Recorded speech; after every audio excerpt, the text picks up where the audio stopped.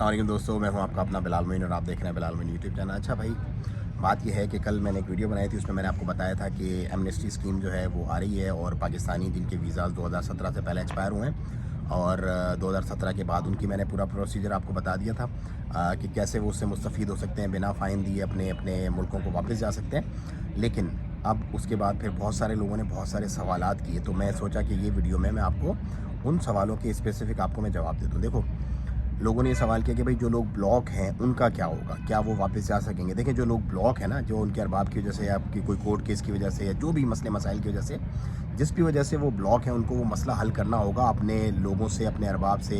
अगर किसी भी पुलिस का मसला है तो पुलिस से। वो ब्लॉक वाले लोग जो हैं वो इस स्कीम से फ़ायदा उस सूरत में ही उठा सकेंगे जब उनका ब्लॉक वगैरह ख़त्म हो जाएगा। नंबर 1 तो ये हो गया।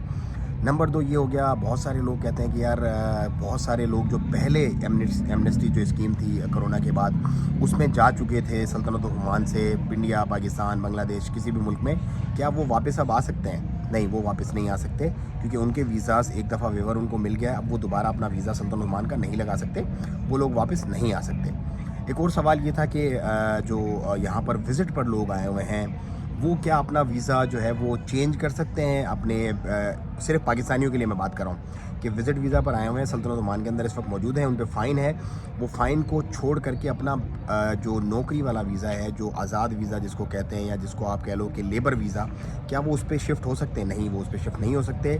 फ़िलहाल ये अगर आपका ऑलरेडी बिज़नेस वीज़ा है या ऑलरेडी आपका लेबर वीज़ा है तो वो वीज़ा आपका ज़रूर शिफ्ट हो जाएगा। लेकिन अगर आप विज़िट वीज़ा पे आए हुए हैं तो उस पर उस सूरत में आप जो है वो शिफ्ट नहीं कर सकते। वो इस वक्त उसके कोई चांसेस एज सच आपके नहीं हैं।